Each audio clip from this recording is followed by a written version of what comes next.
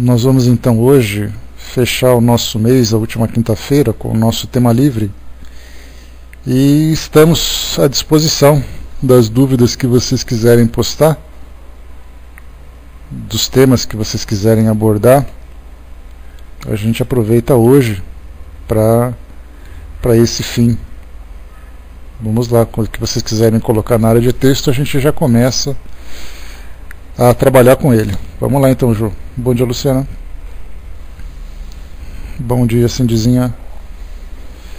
Dudu colocou: eu gostaria que você falasse sobre a dor no sentido de melhoria para o nosso corpo e espírito, não da dor em si, a que dói. Toda dor dói, né, Dudu? Só que nós temos dois tipos de dores, né, a dor física e a dor moral. Seja qual for a dor, ela tem um papel de chamar a nossa atenção para algo que está em desequilíbrio. Se a dor física toca o nosso corpo, é porque alguma coisa não funciona direito. Nós temos uma rede de sensores que enviam para o cérebro que alguma coisa está errada. Uma dor de dente, uma unha encravada, uma dor de cabeça, uma dor de estômago, seja lá qual for a dor. Então a máquina não está funcionando direito. A dor moral diz respeito à consciência. É a dor de uma amizade que foi interrompida, de uma relação que foi terminada ou abalada, a dor da culpa, a dor do medo, a dor de uma perda de oportunidade. Então a dor sempre diz respeito a chamar a nossa atenção. E chama a nossa atenção em dois sentidos: para aquilo que você fez de errado ou para aquilo que você pode fazer para reduzir o efeito de alguma coisa feita por alguém, porque nem sempre, né, nós somos os culpados. Essa nossa vida de relação, ela sempre traz para nós situações diversas, né, que dependem de nós e dependem também daqueles com quem nós nos relacionamos. Então, algumas vezes, exatamente pelo fato da gente ainda ter muitas falhas no nosso caráter, muitas imperfeições, muitas fragilidades, a gente acaba algumas vezes, mesmo sem intenção, dando ali algumas derrapadas. E aí então, né, para terminar com essa dor, nós temos ali a dor, o perdão e o auto-perdão. Perdão para aqueles que cometem essa falta.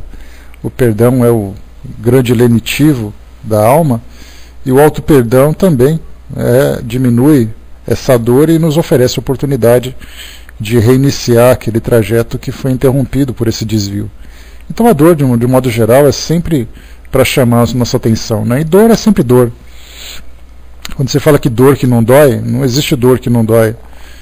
Muitas vezes não, né? Os espíritos sempre nos passam que o grande flagelo do mundo espiritual é a dor moral daqueles que retornam ao mundo espiritual e não conseguem alcançar o reequilíbrio, e eles ficam durante muito tempo. E essa é uma dor que não tem remédio. É uma dor que depende de atitudes, depende de mudança, de de modo de pensar, mudança no modo de sentir. E essas dores são tanto que nós lembramos que dificilmente você encontra alguém que pensa em fugir da vida material pelo fato de estar sentindo dor física. Existe, mas são poucas. Agora, aqueles que sentem uma dor moral são aqueles que buscam realmente essa fuga. Então, podemos perceber que a maior parte dos suicidas são aqueles que não conseguem suportar essa dor da alma, a dor da perda, a dor da vergonha, do constrangimento. Então, a dor moral é sempre aquela que mais tortura a consciência do indivíduo, e não há nada que possa passar. Então a dor tem esse sentido, né? A nossa grande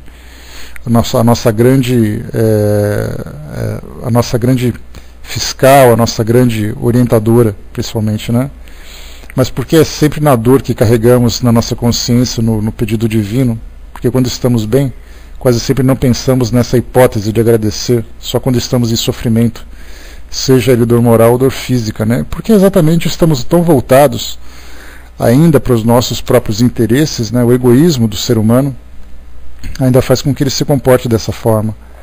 e sempre preocupado com o seu bem-estar e nunca se preocupado com aquilo que gera, com a fonte geradora desse seu bem-estar. Então, a grande preocupação que ele tem é manter sempre em equilíbrio, sem nada que possa incomodá-lo, e a partir do momento que chega esse transtorno, então ele volta a sua atenção para aquela força superior que traz para ele esse alívio, né? Então isso ainda é fruto do ser humano, da sua imaturidade, e nós vemos sempre naqueles espíritos que são mais elevados, né, que convivem conosco, que existe uma relação muito íntima com o mundo espiritual, muito íntima com a divindade, em que tudo é motivo de agradecimento, tudo é motivo de louvor, e também tem ali os seus momentos de solicitação, né? Então, mas a solicitação não significa necessariamente que é o tema principal desse contato, né, dessa relação, mas é principalmente esse amor, esse sentimento íntimo. Então isso é algo que a gente vem desenvolvendo ainda, algo que ainda tem muito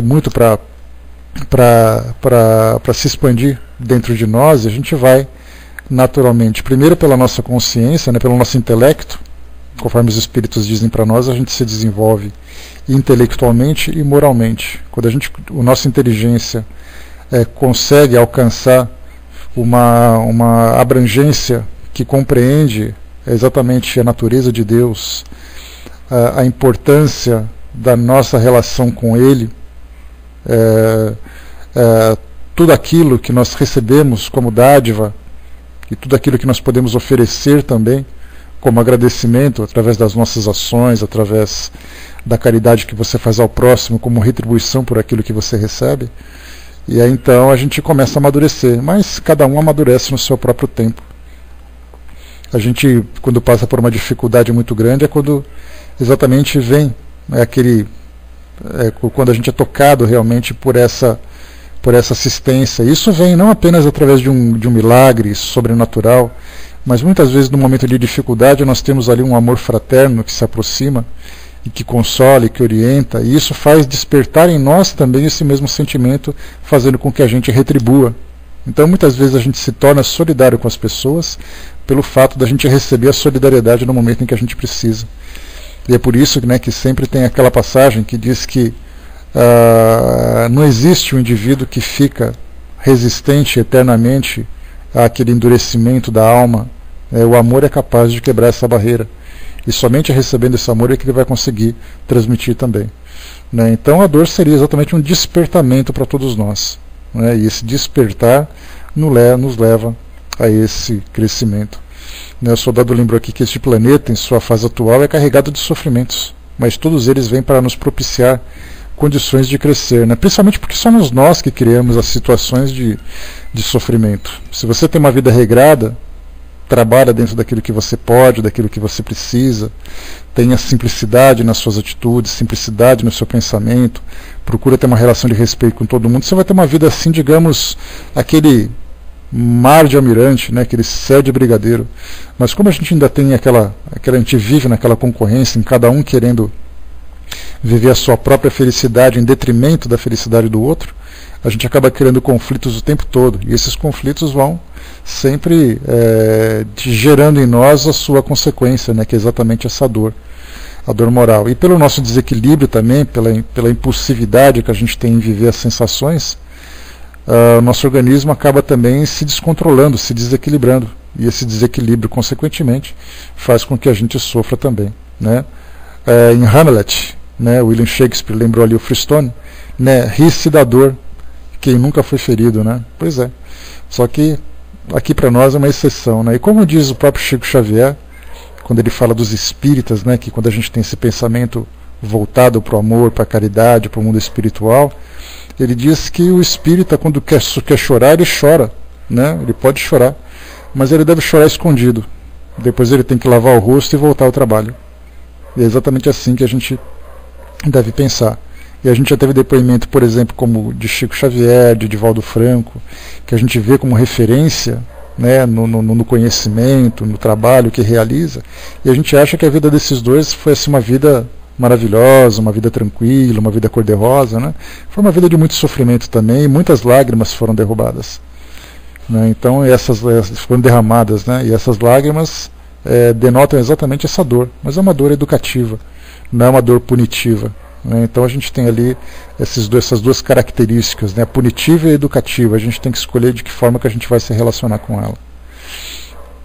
Beleza? A Ju colocou aqui em cima, né, como nós devemos nos comportar com os responsáveis da tragédia de Santa Maria, já que estamos muito vinculados a apedrejar os donos da boate, né? Digo isso porque eu vejo algumas colocações no Face e via encontro a resposta da Majaroff sobre esse tema, né? Bom, Ju, a gente tem que pensar o seguinte, né? A caridade acima de tudo, a caridade moral, a caridade fraterna, né? Já basta o indivíduo sofrer por aquilo que ele mesmo já fez e sofrer com as consequências daquilo que ele fez.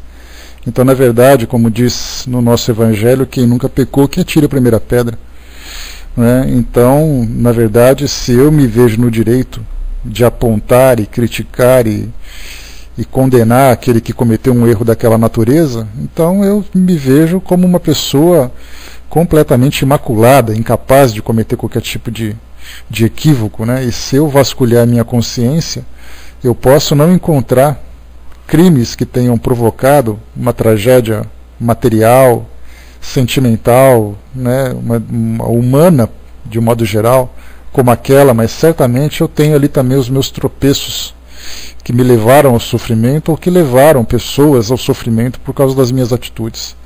Então quem nunca pecou que atire a primeira pedra, né? Mas a gente vê que a nossa sociedade ainda é muito voltada para o egoísmo, né? Porque quando você emite a sua opinião a respeito do erro de alguém, significa que simplesmente você tomou essa decisão independente daquilo que vai gerar no outro. Isso é o próprio egoísmo, né? Então você vê a sua virtude, entre aspas, na crítica que você faz, e você se esquece da sua falha para receber aquela mesma crítica.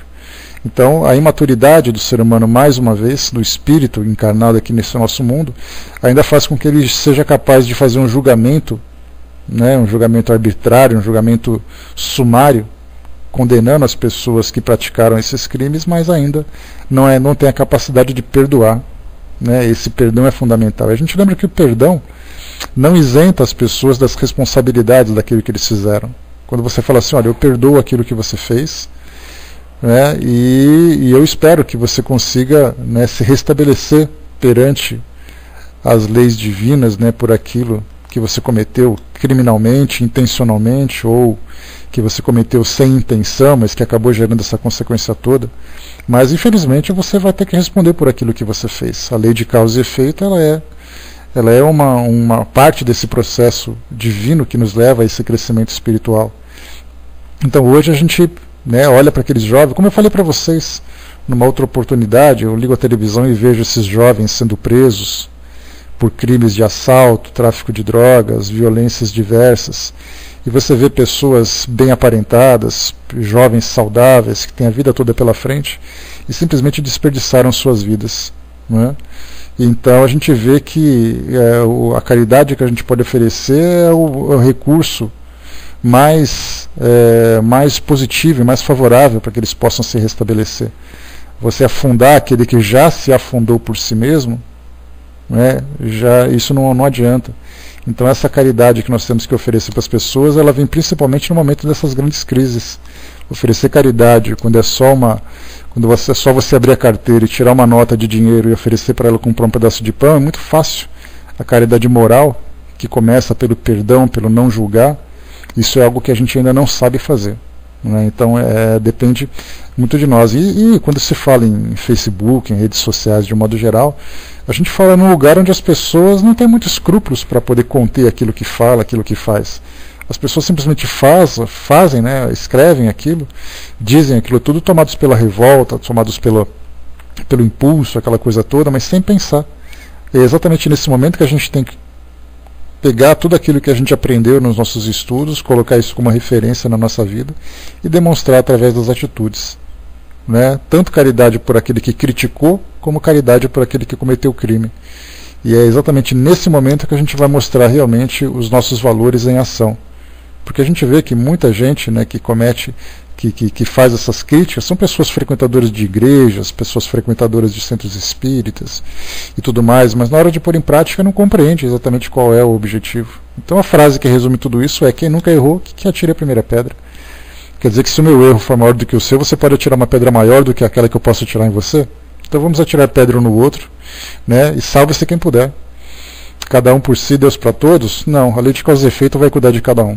Agora, é importante a gente lembrar que isso, né, isso não isenta todas as pessoas envolvidas em termos de governo, em termos de particulares, em termos de familiares. Isso não isenta ninguém das responsabilidades. E a lei, a nossa lei de sociedade, que ela é fundamental, quando a gente fala das leis humanas, as leis humanas nada mais são do que uma variação ainda imperfeita das leis universais. Então, quando a gente coloca as leis humanas, elas servem exatamente para reger a nossa vida de relação. Quer dizer, aquilo que você faz quando você lesa o patrimônio, quando você lesa uma pessoa, você responde por isso. E essas nossas leis vão se aperfeiçoando com o tempo. Hoje, nesse tempo que a gente vive, começo aqui na primeira, né, segunda década já do século XXI, as nossas leis são essas que a gente tem. Com o passar do tempo a gente vai ter leis mais aprimoradas conforme os nossos legisladores também forem se aprimorando e conforme, né, a nossa própria sociedade, já que eles saem da nossa sociedade. Então, conforme a sociedade vai se transformando moralmente, as nossas próprias leis também vão se transformando. Então, felizmente, a gente não tem aqui, né, o olho por olho, dente por dente, num passado não muito distante. Esses rapazes, essas pessoas que são donas desse estabelecimento, certamente seriam punidos com a forca ou com a fogueira, com a execução, aquela coisa toda. Então as coisas mudaram, vão ser multados, vão ser presos, vão ser julgados, seja lá o que vai acontecer com eles, dentro dos padrões da nossa sociedade. Então nós criamos leis que fazem isso. Então essa história da gente fazer a justiça com as nossas próprias mãos, quando a gente menos esperar, somos nós que estamos no meio da praça, levando pedradas por aquilo que a gente fez, né? Então tudo se resume nesse ponto principalmente, né? O soldado colocou diante das condições atuais e passadas desse planeta que não existem inocentes. Todos carregam alguma culpa, né? Carregam culpa por aquilo que fizeram e ainda apresentam falhas pelos erros que continuam cometendo. Então a gente vai continuar sofrendo a dor, né? Conectando com aquilo que o Dudu colocou. A dor vai ser exatamente ali a nossa orientadora, né? Se eu fui negligente nesse sentido, e a gente vai ter muitas outras tragédias que vão acontecer, né? Quando a gente vê, por exemplo, dessa vez, eu me lembro quando teve incêndio aqui em São Paulo no edifício, todos os edifícios da capital foram verificados pela prefeitura quanto ao sistema elétrico para que não ocorresse aquilo de novo. Passou um tempo, ninguém mais falou em sistema elétrico de edifícios, nem nada. De repente acontece uma boate, de repente acontece um estádio de futebol, de repente acontece uma rodovia, depois um avião cai, todos os aviões passam por inspeção. Aí acontece um barco no ano novo que vira, mata pessoas, todos os barcos passam por inspeção. Aí um cachorro mata uma pessoa porque atacou, ele estava solto, e todos os cachorros têm que ser fiscalizados. Então a gente só toma decisões, né, assim, só tem atitudes quando acontecem essas tragédias. Então, na verdade, a nossa sociedade precisa se regulamentar. Isso faz parte do nosso aprendizado. Né? Exatamente, Mira, o medo passa e a gente volta a cometer os nossos mesmos erros. Né? Ontem mesmo na Arena do Grêmio, né, poderia ter tido uma tragédia feia e boba. Né? Basta a gente lembrar do que aconteceu no Egito, do campeonato que teve muitas mortes ali por causa de pisoteamento, grades que caíram, aquela coisa toda. Então isso acontece o tempo todo, né? Então a gente precisa tomar cuidado realmente para ver como isso acontece, para ver por que isso acontece, né? Fazer com que a sociedade se mobilize no sentido não de agredir, não de destruir, mas de produzir algo diferente, de construir algo novo, principalmente. Né? Bom dia, pessoal que chegou. Vamos lá, pessoal, mais alguma coisa? Tudo certo, Ju? Mais alguma coisinha nesse sentido?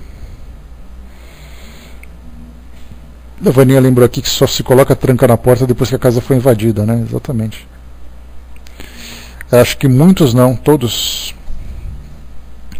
Algumas pouquíssimas exceções, mas a esmagadora maioria ainda se encontra ainda nessa condição de imaturidade moral, imaturidade espiritual. Né? Vamos lá, pessoal, mais alguma coisa que vocês queiram colocar? Dúvidas?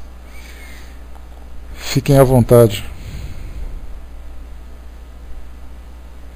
Leonardo colocou aqui, você pode falar sobre aquele caso onde a aeromoça viu as pessoas do avião com roupas de pirata?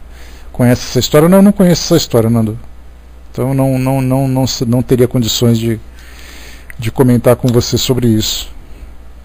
Quando isso aconteceu? Coloca alguma referência aí para nós que de repente isso facilitará o nosso entendimento.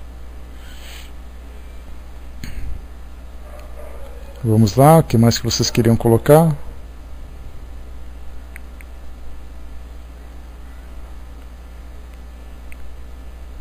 Eu realmente não conheço esse caso, então não posso emitir nenhuma opinião a esse respeito. Realmente não conheço. Alguma coisa mais, pessoal?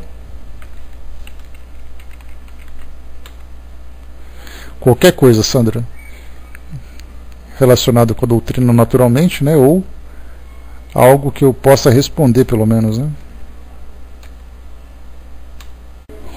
Vamos lá, a Val colocou, né? Uma criança como um instrumento que devemos afinar para que funcione bem. Qual a melhor atitude frente aos pequenos? O exemplo, né? Não tem nada mais forte e mais poderoso do que o exemplo. Normalmente a gente tem muita preocupação em ficar educando através de palavras, educando através de psicólogos, de escolas, de cursos, aquela coisa toda, né? E na verdade o nosso comportamento não caracteriza, não demonstra na prática aquilo que a gente tenta passar através das palavras, né? Dessa forma, não, Sandra, não apareceu aqui, tá? De repente você escreveu bastante coisa e o Pautalk bloqueou, tá? Não apareceu para mim aqui ainda não. Não foi. Você mandou em PVT? Não foi não, né?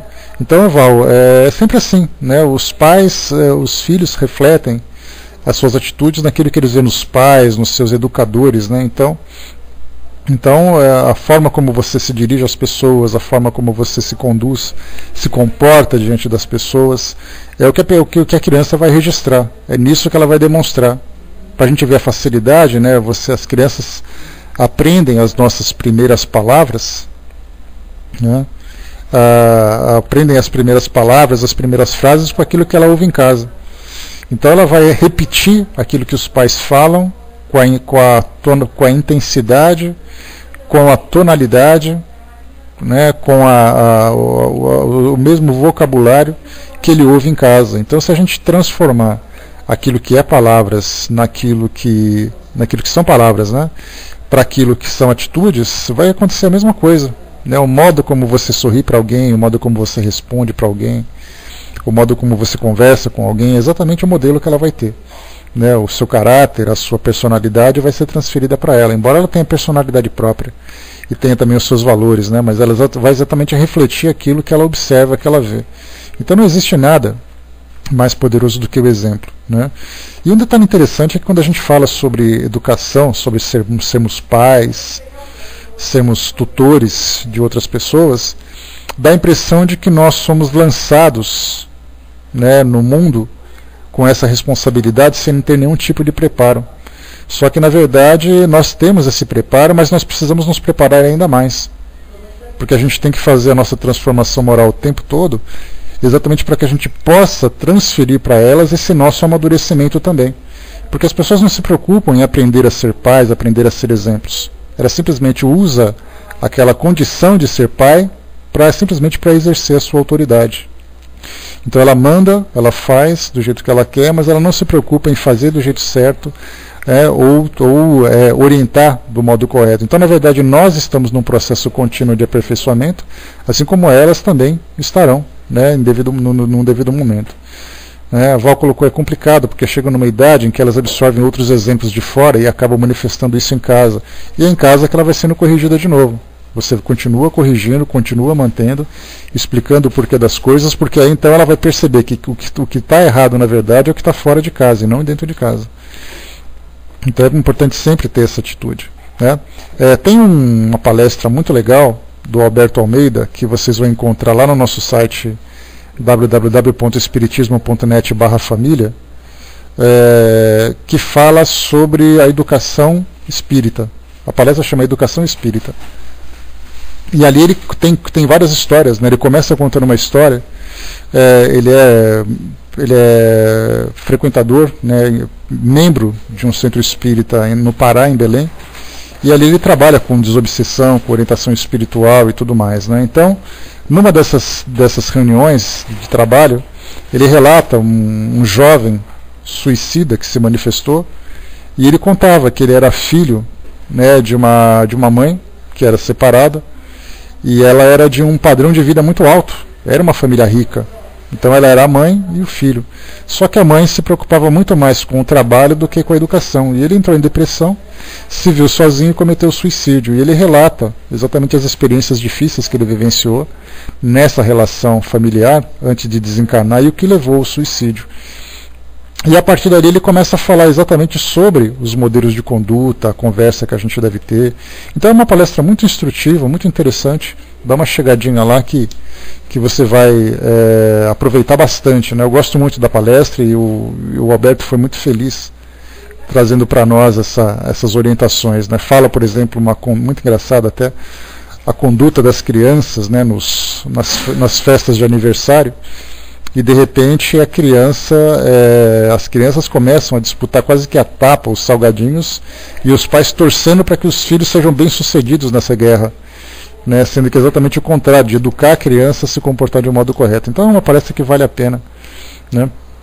Dá uma chegadinha lá, www.espiritismo.net/família, e ali você vai procurar sobre como lidar com os jovens. Eu não me lembro exatamente qual é o tema da palestra, mas procura alguma coisa relacionada, alguma das mini-jornadas relacionadas com a parte de adolescência, de educação, que ali você vai encontrar essa palestra. Tá? Se eu não me engano, hoje de manhã eu entrei lá no site que disponibiliza a palestra, ela estava fora do ar. Algum probleminha no meu servidor, eu já entrei em contato com ele. Se você não conseguir isso hoje, amanhã você vai conseguir. A Vaninha já postou ali, ó, família. Só procurar ali sobre a parte da educação em casa, né? Então, a educação espírita, a palestra do Dr. Alberto Almeida. Tá? Então é exatamente isso, né? É o nosso exemplo, é a nossa conduta, é o nosso aprimoramento para poder ajudar no aprimoramento, né, dos nossos jovens. E a educação que a gente coloca em casa vai contrastar com aquilo que eles aprendem em casa. Então aquilo que eles trazem de ruim tem que ser consertado em casa, e aquilo que eles aprendem em casa tem que ser reforçado para eles levarem para fora. Assim a gente vai conseguir criar em torno deles, né, uma couraça protetora com os valores que educação, acho que é essa aí mesmo, Vaninha. Tá, deve ser. Esse link a Vaninha colocou aí. Mas é só dar uma chegadinha lá e pesquisar que vocês vão achar. Tá legal, Val? Então não existe fórmula, né? E outro detalhe também, não existe fórmula. É muito comum a gente encontrar, você vai numa papelaria, numa livraria, e ali você encontra na prateleira que fala sobre educação, aqueles manuais prontos de como educar o seu filho. Né? E aí você descaracteriza, por exemplo, a personalidade, descaracteriza a sua estrutura familiar, descaracteriza a experiência de cada família, de cada jovem. Né? Então é importante a gente ter sempre como referência os ensinamentos morais do Evangelho, e a partir dessa referência você começar então a introduzir, de acordo com as circunstâncias, todos os ensinamentos que ela precisa. Tá? Então não pense que a educação do seu vizinho vai servir para a sua educação. A sua educação é a sua educação dentro do padrão que você estabelece a partir dos ensinamentos morais que você desenvolve. Né? Tudo certo? Mas a palestra já vai ser bem instrutiva para vocês também, sem dúvida nenhuma. Inclusive a gente tem toda segunda-feira, às 20:09, na sala Espiritismo Net Brasil, o estudo do livro A Educação à Luz do Espiritismo. Né? E essa educação ela é direcionada para pais, evangelizadores e educadores, e ela serve exatamente para isso, para você compreender aquela criança como o espírito que ela é. Tanto que a gente tem aquele livro muito interessante de Hermílio C. Miranda, né, que Nossos Filhos São Espíritos, se eu não me engano esse é o autor. E aí mostra que você olha para aquela criança não como uma criança, né, submetida aos seus caprichos, mas como um espírito que está em desenvolvimento. E as sementes que você lançar na mente dele, né, naquele solo fértil que ele já traz para ele mesmo, são as sementes que vão germinar para fazer dele um grande espírito, né, um espírito nobre, um espírito consciente. Então sempre olhar as nossas crianças como espíritos que são em desenvolvimento principalmente. Tá legal? Né? Bom dia, mano, bom dia pessoal, bom dia, Betinha. né? Deixa eu ver aqui. O Brás colocou ali em cima, deixa eu ir na onda aqui, pessoal, só um instantinho. Será que a espiritualidade sabia que a doutrina espírita ia morrer na Europa e trouxe ela para o Brasil? É difícil a gente falar, Brás, né? Tudo que a gente faz é em torno de especulação. Mas a gente vê, por exemplo, que o cenário em que ela nasceu, ela veio exatamente por um motivo muito específico. A França, não a Europa de modo geral, mas a França especialmente, quando a gente estuda sobre o contexto histórico em que a doutrina espírita surgiu, a gente fala sobre a época das grandes revoluções, a gente fala do iluminismo, fala dos grandes filósofos. Então, quando a gente teve ali aquela ruptura da influência da igreja sobre o pensamento científico, que foi exatamente ali no momento em que começou o Renascimento e a partir dali começou a se desenvolver, nós chegamos ali no século XVIII, quando nós tivemos o iluminismo, né? A gente sempre lembra que o iluminismo fala da luz, a luz da razão. E por isso, quando a gente diz que Paris é a cidade-luz, ela não é a cidade-luz pela quantidade de lâmpadas que ela tem, mas exatamente porque a luz da razão floresceu naquele período. Então nós tivemos os iluministas, que eram grandes pensadores, que começaram a refletir a respeito da influência da religião sobre a sociedade, da influência do sistema de governo, que era um sistema absolutista, né? um sistema bastante restrito dos reis sobre a sociedade. E aí então, fazendo essa ruptura, as pessoas começaram a fazer uma série de questionamentos sobre o modo como eles viviam. E a partir dali então, quando a razão começou a prevalecer, e a gente lembra que razão, Kardec foi diretamente influenciado pelo iluminismo, tanto que, né, ele foi o responsável por trabalhar o pensamento espírita dentro daquilo que ele desenvolveu, com Pestalozzi, dentro daquilo que ele aprendeu. Ele era um homem de ciência, mas era um homem de ciência que não perdeu a fé. Né? Quando a gente fala sobre a razão da época do iluminismo, a gente relaciona isso muito diretamente com o ateísmo. Mas as pessoas não significa necessariamente que elas se tornaram ateias. Elas começaram a questionar a influência da igreja sobre o pensamento dogmático, né, tanto da igreja protestante como da igreja católica, sobre a mentalidade das pessoas. E aí muitas pessoas deixaram de ser vinculadas a instituições religiosas e se tornaram gnósticas, por exemplo. Eu acredito em Deus, mas eu não tenho nenhum vínculo com nenhuma instituição. Então elas começaram a questionar sobre tudo isso. E aí então foi nesse contexto, nesse cenário, que surgiu o Espiritismo. Uma filosofia nova, um novo modo de pensar, um novo modo de questionar, sem destruir, mas na verdade transformar. E aí então surgiu a doutrina espírita. Na França, a partir daquele momento, a gente lembra que muitos conflitos surgiram. O principal conflito nisso tudo foi exatamente a Primeira Guerra Mundial, 1914 até 1918. A França esteve envolvida no miolo desse conflito, sendo invadida pela Alemanha. Leon Denis fala bem sobre isso nos seus livros. Ele conta sobre isso, o Espiritismo e a Guerra, se não me engano. E quando surge uma guerra, você perde completamente o equilíbrio. Você perde completamente a capacidade de desenvolver qualquer filosofia. Então a gente poderia especular, a gente está especulando nesse sentido.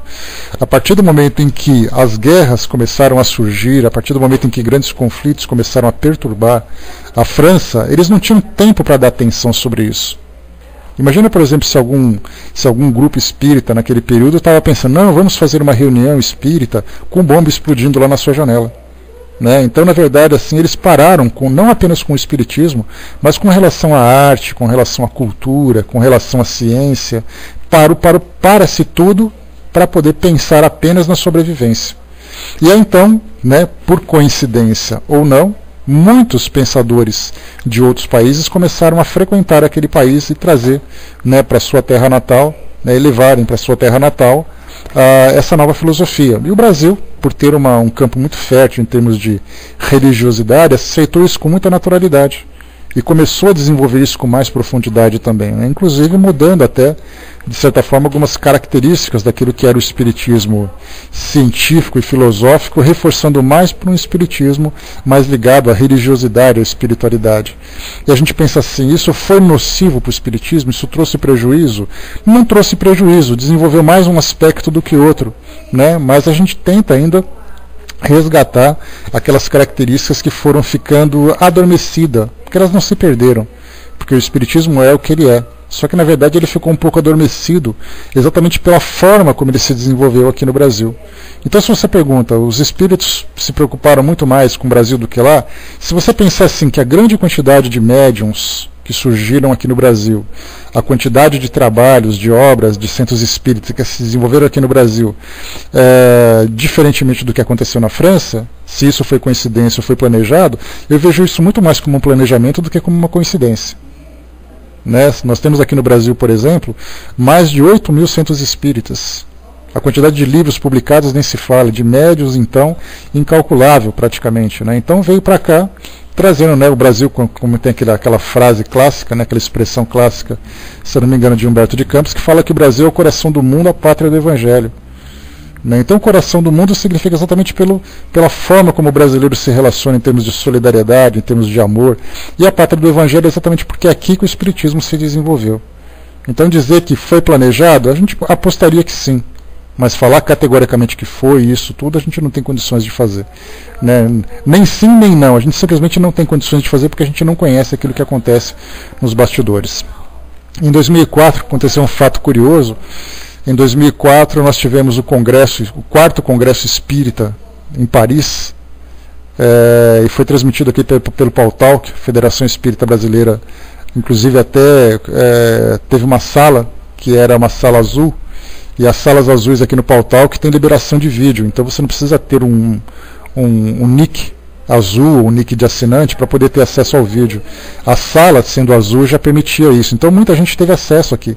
Engraçado, inclusive, né, que muitas palestras aconteciam paralelamente aos nossos estudos aqui na sala. Então a gente interrompeu o estudo aqui na sala, lembra, Vaninha? A gente interrompeu o estudo aqui na sala para poder dar atenção ao congresso. E ali a gente tinha, né, Divaldo Franco, a Raul Teixeira e vários outros disso, né? Então a gente tinha um vídeo aberto aqui, era muito legal, né? E o interessante foi que nesse congresso de Paris, a esmagadora maioria do público era de brasileiros. Né, porque o Brasil é exatamente ali o país que mais concentra, na verdade, o número de praticantes. Né? Então, por isso, é fundamental que a gente tenha esse entendimento de que aqui realmente se desenvolveu por encontrar um campo mais fértil, mas poderia ser em qualquer outro lugar. Da mesma forma que o cristianismo se desenvolveu inicialmente lá no Oriente Médio, né, naquela parte de Jerusalém e tudo mais, ele acabou migrando para a Europa, encontrou um campo fértil ali na Europa, também na Itália, em Portugal também e tudo mais. Aqui no Brasil também o catolicismo se desenvolveu bastante. Então aqui, quer dizer, a religiosidade é muito forte, muito poderosa. Talvez pelas características culturais dos indígenas, dos africanos que vieram para cá, dos portugueses que trouxeram essa cultura religiosa muito forte também. Né? Então, assim, a gente vai analisando o contexto histórico em que tudo se desenrolou e a gente vê realmente que é algo muito, é uma história muito bonita de ser observada, mas analisar assim, os fatos nos bastidores é muito difícil para nós. A gente, infelizmente, não tem condições. Nem mesmo se tivesse também, teria um outro detalhe para que a gente observa também, né, que falar dessas características, digamos assim, vistas por esse lado. Se você faz uma entrevista, por exemplo, veja assim, soldado, já estou subindo, né? Se você perguntar, por exemplo, para um espírita, né, escuta, como é que você pensa dessa forma? A gente vai ver opiniões das mais diversas, mas eles sempre vão dizer que isso tudo foi planejado. Tudo isso foi friamente calculado, digamos assim, né? Para que pudesse migrar de uma região para outra. Mas na verdade isso não traz privilégios para o Brasil, né? Porque a gente tem esse patriotismo muito aflorado e a gente pensa assim, né? Não, o Brasil é mais especial, o Brasil é isso. Na verdade o Brasil faz parte do nosso planeta e é o lugar onde isso vai se disseminar, é o lugar onde isso vai avançar. Né? Então, assim como o Brasil, poderia ser a Coreia, poderia ser a China, poderia ser qualquer outro país, independente de fronteiras, né? Os espíritos estão atuando dessa mesma forma. Né? O soldado lembrou aqui que o Brasil tem as características da fé, da religiosidade de seu povo, e por ter um povo mais ingênuo em alguns aspectos, né, se ressalta pelo coração. Nós somos muito mais passionais do que racionais. Né? E essa passionalidade favoreceu a disseminação dessa nova filosofia, mas ao mesmo tempo também abriu a nossa mente para qualquer tipo de pensamento nesse sentido. Bom dia, pessoal que chegou. Beleza, abraço. Então não falei muito, né, dentro daquilo que você queria, mas, né, aí acrescenta essa diversidade que eu falei dos indígenas, dos portugueses, né, dos portugueses, dos africanos que vieram para cá, que tinha uma religiosidade muito aflorada também, enfim, né, várias situações das mais diversas. Deixa eu ver o que o soldado colocou. A parte do racismo, né? Kardec, sendo codificador da doutrina espírita, passou diversas influências da época, por diversas influências na época, né? O que se refletiu diretamente nesta, tanto que na questão polêmica sobre as acusações de racismo, né? É isso, soldado, que você queria perguntar?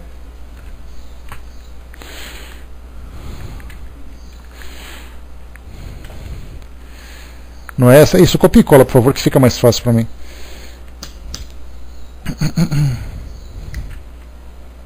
Agora, Dudu, até mais tarde.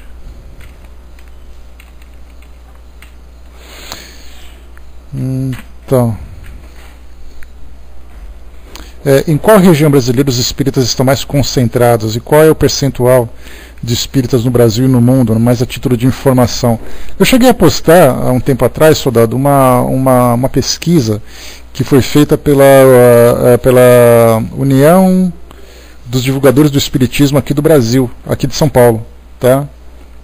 E naturalmente São Paulo é onde tem a maior concentração, não por qualquer tipo de privilégio, mas exatamente por ter o maior número de habitantes aqui no Brasil, na região sudeste é a mais povoada, né, a mais populosa, não tenhamos dúvida disso, né, mas essas pesquisas elas precisam ser trabalhadas com cuidado, né, então eu até posso pesquisar depois e posto depois para vocês de novo.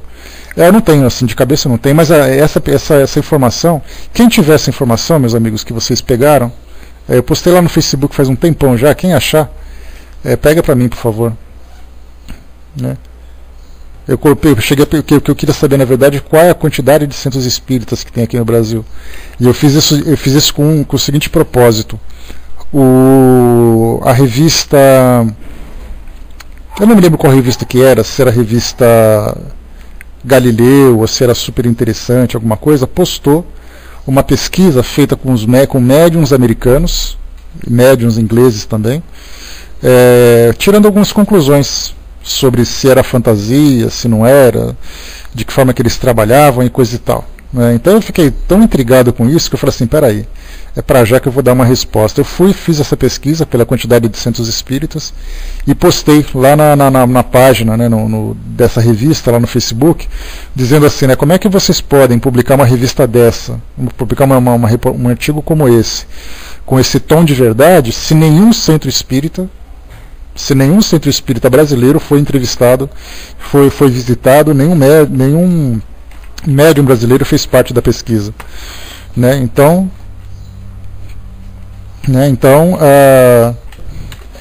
deixa eu ver aqui, a Vânia postou aqui uma informação, deixa eu ver aqui. Tá aqui, o estado de São Paulo, que só fala sobre...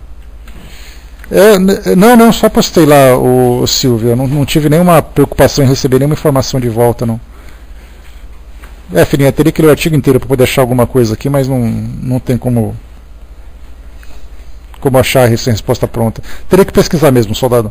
Tá? Mas eu achei essa resposta da outra vez, como eu falei da outra vez, e depois eu posso postar para vocês. A Vânia está colocando aqui também, né, uma revista sobre a Veja, falou sobre a cidade dos espíritos, né, falando que Uberaba tem uma concentração muito grande de espíritas, né, e é natural que tem assim exatamente pelas circunstâncias e tal.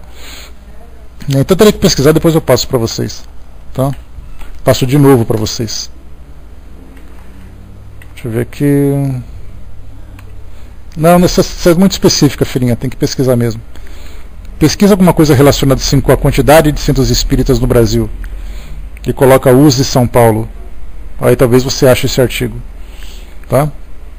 Então, mas é uma falha. Eu só lembro que são mais ou menos 8 mil centros espíritas e eles trazem bem detalhadamente, né? O critério utilizado na pesquisa foi o seguinte: foi até a junta comercial e ali foi pesquisado quais são os nomes, as denominações relacionadas com o espiritismo, né? Associações sem fins lucrativos, associações religiosas, aquela coisa toda, né? Então, através desses registros, eles começaram a pesquisar quais são as cidades que mais têm centros espíritas, quais têm menos centros espíritas, qual é a cidade que não tem nenhum centro espírita, né? Então foi uma pesquisa bastante abrangente e bem interessante de se ver. Então, depois eu pego para vocês com mais calma. Mais alguma coisa, pessoal?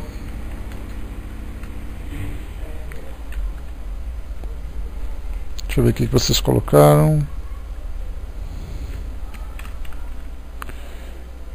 Tá, mais alguma coisa que vocês queiram colocar? A Sandra tinha colocado um pouco mais acima aqui. Deixa eu procurar agora o que vocês colocaram.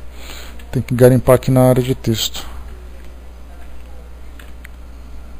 Só um instantinho. É mais fácil você escrever de novo, Sandra, por favor. Tá? Porque eu não estou encontrando aqui, eu vou perder muito tempo procurando. Ou se alguém achar, trazer aqui para frente outra vez.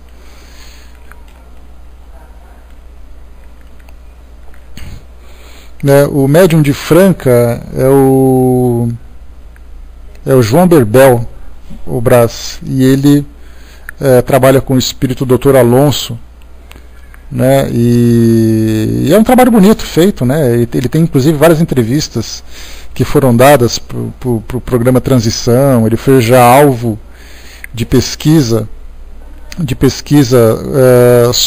pelo National Geographic, né? O National Geographic já fez sobre isso também, né? Então assim, é um trabalho digno, um trabalho muito valoroso, né? Não conheço exatamente ali, sei que é um trabalho voltado para o espiritismo, mas eu não sei até que ponto a gente poderia chamar realmente de qual é exatamente as características do trabalho que ele faz. Deixa eu pegar aqui um pouquinho mais de informação sobre ele, eu passo para você já, quer ver?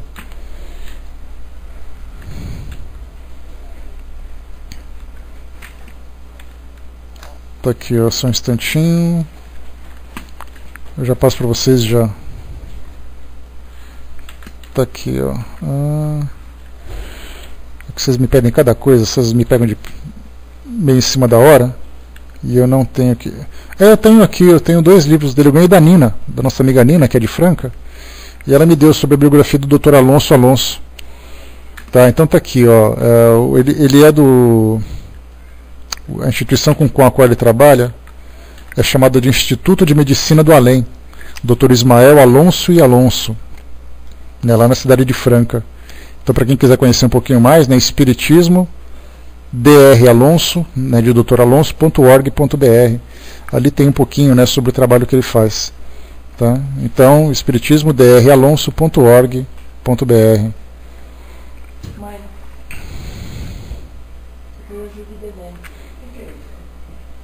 Deixa eu ver aqui. André lembra aqui, né, aqui na região dos lagos tem uma característica que predomina nos centros, né, suas reuniões praticamente só iniciam à noite, não temos reuniões públicas durante a manhã e a tarde, e observo mais homens na direção do que mulheres, né? Muitas vezes, André, essa característica acontece por ser cidades pequenas, né, e as pessoas estarem ali envolvidas, né, estarem envolvidas ali no trabalho, né, trabalham durante o dia, tem a noite disponível e tal. Numa cidade maior você tem um público mais variado, né? No Rio de Janeiro, por exemplo, você tem centro espírita trabalho de manhã, à tarde, à noite, como é o caso do CELD. Aqui em São Paulo também você tem vários horários, né? Então, quanto menor a cidade, mais restrito é o público, né? E da mesma forma também, né, essas iniciativas de administração e tudo mais, essa característica, né, eu acho que é normal, né? Mas as mulheres estão virando isso agora, né? Não podemos dizer que todas as instituições são assim. Pois é. Então, porque seria interessante, né? Nós temos centros espíritas, inclusive, que fazem desobsessão na parte da tarde. Tem outros que fazem reunião mediúnica na parte da manhã, mas são raros, né? Mas é mais característica à noite mesmo pela própria rotina, né, dos frequentadores de cada instituição. Deixa eu ver aqui, que vocês colocaram também. A Miriam colocou, né? Aproveitando, tem um site com o cadastro de casas espíritas aqui no Brasil. neapa.org.br/centros espíritas, né? Centros _ espíritas. Que é o cadastro, né, que as pessoas fazem para divulgar os seus centros espíritas. É legal isso daí. Né? Deixa eu ver aqui o que a Sandra colocou, a Mana colocou de volta, obrigado, Maninha. Né, hoje sonhei com a minha filha morrendo, né? Tá. Newton, você colocou o link, mas você postou o link, mas ele não apareceu aqui. Tá, exatamente porque o Pautalk bloqueia o link de todas as pessoas. Coloca ele com um espaço no meio quebrado, que aí depois a gente junta. Tá? Pessoas que não têm arroba não podem postar na área de texto, mas é exatamente isso que você postou aí. Total de 1.290, né, 12.290 centros espíritas aqui no Brasil, e depois tem bem destrinchado as tabelas e tal. Coloca com espaço no meio que fica mais fácil. Depois a gente passa para o soldado de novo. Né? Então a Sandra colocou que sonhou com a filha morrendo. Né? Olha, Sandra, é difícil a gente fazer interpretações de sonhos, né? Mas sonhos são interpretados pelo nosso cérebro. Né? Isso, e tem o do IBGE também, né? Que é o que traz para nós ali a quantidade de espíritas que tem, né? Mas não fala da região. Só fala da quantidade, né, no total que se tem, né, ou fala da região. Acho que fala da região, teria que procurar no IBGE mesmo, né, o Francis também colocou da parte dele, né, tá de 3.946, 32,1% em São Paulo, né, mano. O soldado caiu, né, ele que pediu a informação, depois a gente passa para ele direitinho. Então tá ali para quem quiser. Então a Sandra falou, né, sobre esse sonho que teve. É muito difícil a gente falar sobre sonhos, Sandra, porque o nosso cérebro interpreta as mensagens que a gente tem contato, né? Sonho, de modo geral, como a gente já estudou, ele tem ali 3 características, né, 3 fontes, digamos assim, né? A primeira fonte é que você traz informações do seu subconsciente, né? O seu subconsciente traz ali conflitos, temores, situações que ficam armazenadas ali durante muito tempo, e de repente num momento da sua vida aquilo lá se desencadeia e você acaba tendo essa percepção. A segunda é que no dia a dia mesmo, você assistindo a um filme, você conversando com alguém sobre isso, você vendo uma cena, alguma coisa do gênero, isso também pode chamar a sua atenção para esse sentido e você relacionar uma coisa com a outra, né? E a terceira é um contato que você teve no mundo espiritual, né? Uma informação que você teve no mundo espiritual através da emancipação, mas que o seu cérebro interpreta de um modo muito particular. Então, dificilmente a gente vai conseguir ter assim, uma resposta clara sobre isso, né? Então, né, nesse momento é você se tranquilizar e você tentar, né, organizar seus sentimentos da melhor forma, né? Porque aqui a cena foi triste na minha família, né? Exatamente, né? Não tem como a gente simplesmente dizer que a coisa funciona desse jeito, né? Falar assim, eu sonhei com morte. Você encontra nas livrarias aí livros e mais livros que falam sobre interpretação de sonhos. Só que tem cada interpretação assim que é muito, muito, muito curiosa, né? Algumas dizem, por exemplo, que sonhar com morte significa transformação. É morte, o fim de um ciclo para começar outro ciclo. É uma forma de interpretar o sonho. Mas eu não ouso fazer isso, né? Comentei com vocês agora por comentar, sem nenhum tipo de sugestão. Comentei por comentar apenas para ilustrar, né, esse nosso comentário, né? E é melhor nem ler a interpretação, porque a gente acaba criando mais minhoca ainda na nossa cabeça, né? Deixa eu ver aqui. Sim, né? É natural que seja, né, Sandra? Porque você tem um sonho como esse, você acaba trazendo aquilo, né, para a sua realidade, e você não tem como diferenciar uma fantasia da realidade de tão forte tão forte que são as emoções, né? A consciência lembrou até porque o momento que estamos vivenciando nos aponta para essas preocupações, né? Assim, você vê na televisão, você vê essas tragédias acontecendo e tudo mais, e não dá outra, né? A gente acaba realmente tendo esses problemas, né? O Frissone colocou como expurgar os sonhos dolorosos, né? Através da tranquilidade da mente, porque a gente passa é sempre aquela história, a gente quer ter uma noite tranquila de sono tendo um dia agitado de trabalho. A gente fica assistindo aos programas de televisão que são muito perturbadores, você tem um ritmo de vida que é muito problemático, muito dramático, e de repente você se deita, mesmo fazendo essas preces, né, Brás? Você passa um dia infernal, aí você faz uma prece de 30 segundos e acredita que vai ser um sonho tranquilo, e não vai. Não vai, porque na verdade a sua noite nada mais... a sua noite reflete, né, aquilo que você viveu durante o seu dia a dia. Então, sempre, né, mantendo um dia tranquilo, mantendo a mente tranquila, tendo atitudes que não gerem perturbações, você vai ter naturalmente uma consequência natural refletindo na sua noite, né? Então não adianta a gente pensar dessa forma. Né? O que mais aqui? Só um instantinho, pessoal, por favor. Voltando, pessoal, vamos lá, desculpem aqui a interrupção.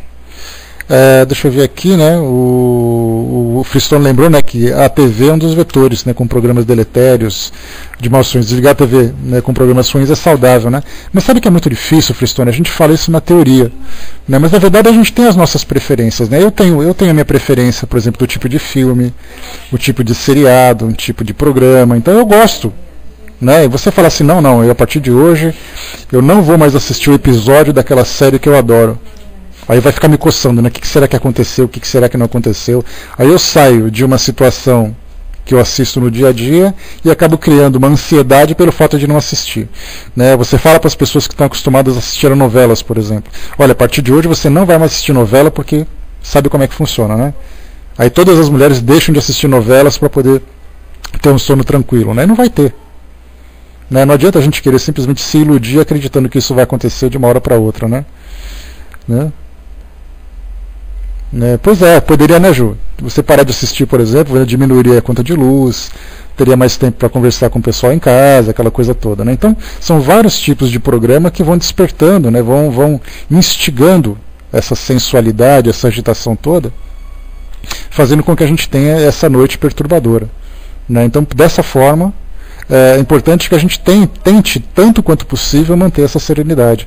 Mas isso não é apenas com relação àquilo que você vê dentro de casa. É também o seu ritmo de vida. Você tem ali, você sai, você pega trânsito, você tem preocupação com contas, você tem os seus relacionamentos, faz isso, faz aquilo, é o tempo todo assim. Então, na verdade, o nosso mundo hoje é um mundo que traz essas características de agitação para todos nós. Ninguém consegue ter uma noite serena, né? Ou raras pessoas têm essa noite serena, quando ele consegue se fechar, consegue anular todo esse tumulto à volta dele, para ele poder se reservar para essa noite tranquila. Porque quando ele não tem problema fora de casa, ele tem dentro de casa. Então, né? Então, na verdade, expurgar esses maus sonhos é tentar mudar a forma de viver. Né? Bom dia, pessoal que chegou. É tentar mudar o nosso modo de viver. Aí sim a gente vai conseguir encontrar, né, aquele momento mais sereno. E isso é questão de educação. A gente já falou certa vez aqui num dos nossos estudos que nesses nossos estudos que nós aprendemos geração após geração a viver esse estilo de vida que a gente tem hoje, né? Então, assim, durante muito tempo a gente vai aprendendo assim. Eu vejo meus pais viverem daquele jeito, os meus avós viverem daquele jeito, os meus bisavós viverem daquele jeito. Então cada geração foi transmitindo aquele modo viventes para todos nós aqui, né? E aí então, pelo fato de vivermos desse jeito, a gente continua vivendo assim porque a gente não sabe viver de outra forma. Não adianta a gente pensar simplesmente assim, não, eu vou viver de um modo diferente. Aí seria mais ou menos assim, né? Eu lembro inclusive até trouxe para vocês aqui o áudio, a gente ouviu essa música junto aqui, é uma música do John Lennon, né? Que a primeira frase que ele traz para nós é aquela que ele diz assim, né? Que as pessoas dizem que eu sou louco por viver assim, né? Por viver desse jeito, porque ele simplesmente mudou. A Yoko Ono, que era sua esposa, foi trabalhar e ele ficou em casa cuidando do filho.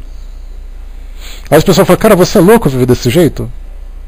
Ele falou assim, as pessoas dizem que é assim, mas eu prefiro ficar assim vivendo desse jeito do que viver do outro ritmo.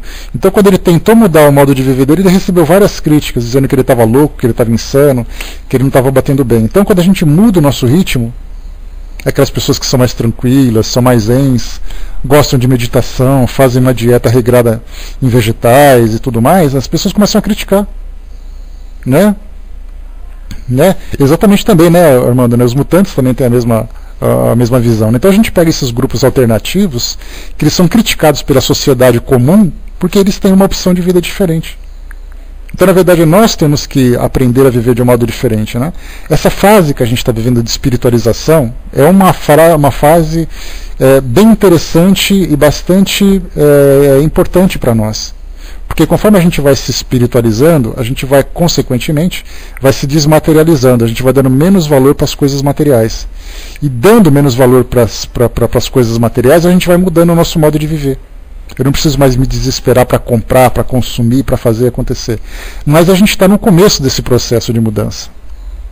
Esse processo de você falar assim que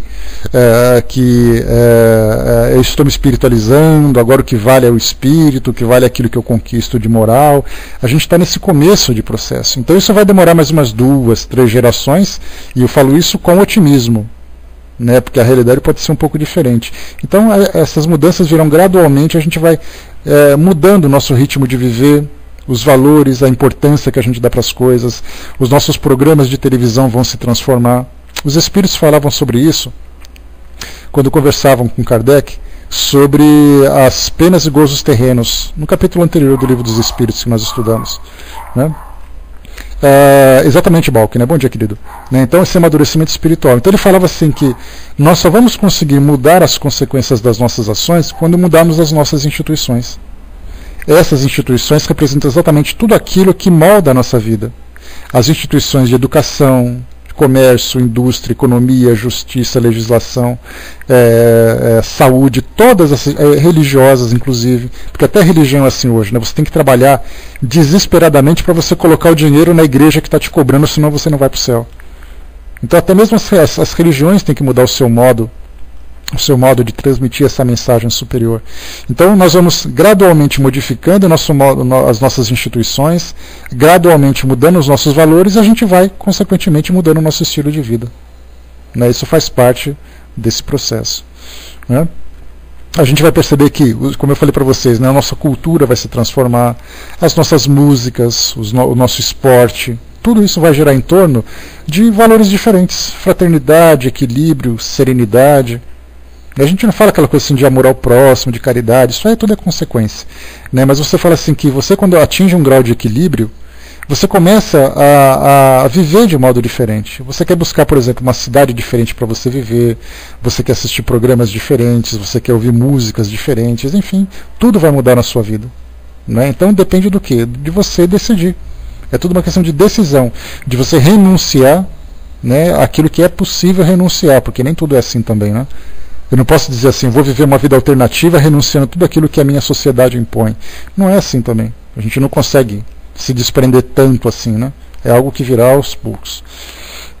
O André lembrou aqui, né? Lembro quando eu ainda era jovem, quando eu ia ao carnaval, na Comierge, e ouvia as pessoas criticarem, né? Era um oásis. Pois é, nessa época de carnaval a gente tem muitos eventos que são organizados para trazerem exatamente esse momento de tranquilidade dentro do espiritismo, dentro do catolicismo, das igrejas evangélicas. Então nessa época de carnaval, ou você vai, né, você fica em casa fechada, você viaja, você participa da folia, ou você vai para esses retiros espirituais. Né? Então esses retiros espirituais são importantíssimos para nós. Né? Pois é, né, Ju? A gente consegue fazer algumas coisas aqui também. Né? Quem mais que vocês colocaram aqui? Deixa eu ver.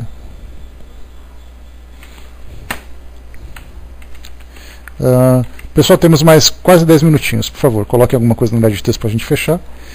Tá? Me dá mais um instantinho que eu já volto. Segura aí.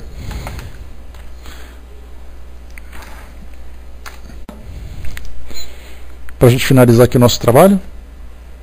Soldado lembrou lá em cima também, né? Na maioria das vezes, críticas pessoais. Espera aí que a minha tela subiu.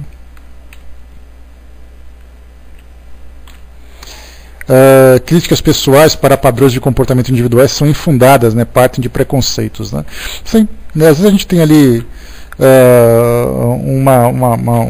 um inconsciente coletivo que rege a nossa vida e a gente não consegue fugir desse padrão. E quando você sai, algumas pessoas não concordam com isso. Né? Muitas vezes a gente quer revolucionar o nosso modo de viver, se tornando até meio bizarro no meio da sociedade. Né? Isso não é o certo. A gente tem que sempre manter esse equilíbrio, esse padrão.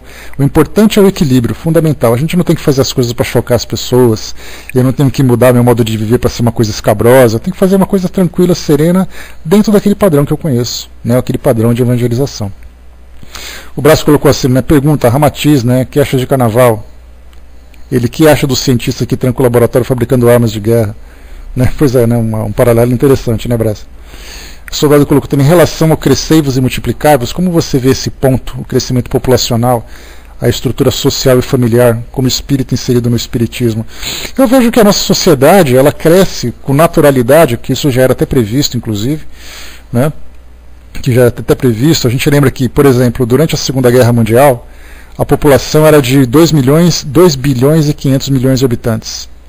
Se a gente for para o começo do século XX, lá para a Primeira Guerra Mundial, era de 1 bilhão e 800 milhões de habitantes. Então era um crescimento previsto, e a gente continua crescendo. No Livro dos Espíritos a gente tem uma questão que fala sobre isso, se o nosso planeta vai conseguir suportar a quantidade de gente que tem aqui. A resposta é sim, desde que a gente saiba administrar os nossos recursos. Porque o problema que a gente está vendo hoje, com relação à destruição da natureza, hoje, felizmente, nessas últimas 3 décadas, essa ideia da ecologia veio se desenvolvendo. Já falo sobre isso também, soldado. Veio se desenvolvendo de uma forma bem interessante. Eu me lembro, já comentei com vocês, quando eu estudava na minha 5ª série, isso foi por volta de 1980, eu tinha 11 anos de idade, 1980, hein? Olha só. E, então naquela 5ª série, 6ª série, nas aulas de ciências, não se falava em ecologia. Era um tema assim, você falava sobre as matérias ligadas à física, à biologia, aquela coisa toda, mas nada relacionado com crescimento sustentável, desmatamento, poluição, se falava muito pouco. E nessa época eu morava em Mato Grosso, na cidade chamada Barra do Garças, e ali a gente estava no meio do centro-oeste, então era muito comum desmatamentos, a floresta amazônica ali por perto e coisa e tal, mas não se falava em crescimento sustentável, não se falava em algo politicamente correto dentro da visão ecológica. Depois começou a surgir esse tema. Hoje a gente fala isso, que já não é mais um modismo, já é algo que era... É mesmo, Ju, que legal. Eco 92, no Rio de Janeiro, né? Que legal. Então, a Ju participou. Então, hoje já não é mais um capricho modismo, hoje já é tema de ciências. Hoje você tem cientistas formados, nós temos ali congressos internacionais, tratados assinados, para poder fazer com que... em Feira de Santana, né? Tá bom. Então, assim, tratados assinados para poder direcionar as nossas condutas com relação à produção, ao consumo, ao próprio ecossistema, como a gente viu. Então, a gente está mudando o nosso modo de viver para tentar organizar. E o detalhe é que assim, o crescimento vai acontecer. Aí você lembrou, soldado, que essa tendência atual de cada vez menos pessoas terem filhos, isso vem com a educação. A gente lembra que você ter menos filho depende da educação que você teve. Isso é comprovado, é cientificamente comprovado, mostrando que em regiões mais pobres do Brasil, por exemplo, como no Nordeste e no Norte, é a região onde mais se tem filhos por família. E já nas regiões mais instruídas, onde tem menos.